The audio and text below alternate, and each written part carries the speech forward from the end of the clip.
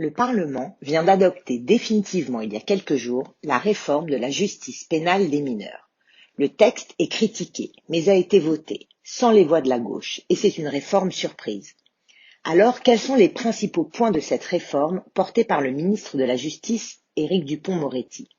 Elle réaffirme tout d'abord les principes fondateurs de l'ordonnance de 1945 relative à l'enfance délinquante, tels que l'atténuation de la responsabilité pénale des mineurs en fonction de l'âge ou la spécialisation des juridictions pour mineurs. La principale innovation du texte est la mise en place d'une procédure en 2 temps, avec une première audience qui devra statuer sur la culpabilité du mineur et le cas échéant sur les réparations accordées à la victime, et une seconde audience qui statuera sur la sanction.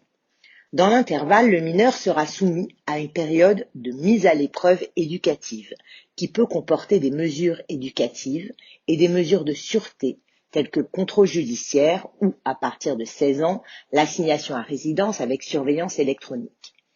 Une audience unique restera néanmoins possible pour des faits d'une certaine gravité et pour des mineurs déjà connus de la justice. Jusqu'à présent, la procédure n'était pas encadrée dans les temps. Elle entraînait donc des délais de jugement longs, de 18 mois en moyenne.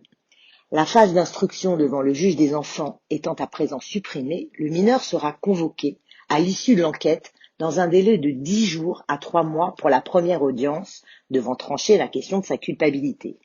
Le prononcé de la sanction devra ensuite intervenir dans un délai de 6 à 9 mois à compter du premier jugement.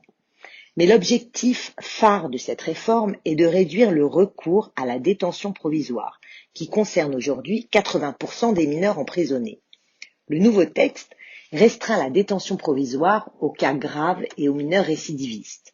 Le Code conserve néanmoins le principe selon lequel les mineurs sont pénalement responsables lorsqu'ils sont capables de discernement. Mais il introduit une présomption simple de discernement pour les mineurs âgés de plus de 13 ans et une présomption simple d'irresponsabilité pénale avant 13 ans. En France, environ 2000 mineurs de moins de 13 ans font l'objet chaque année de poursuites pénales.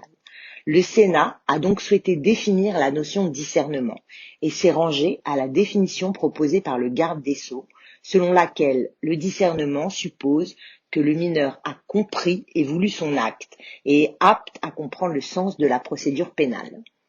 À l'initiative du Sénat, la réforme entrera en vigueur au 30 septembre 2021, 6 mois plus tard qu'initialement prévu, afin de laisser le temps aux juridictions et à la protection judiciaire de la jeunesse de se préparer.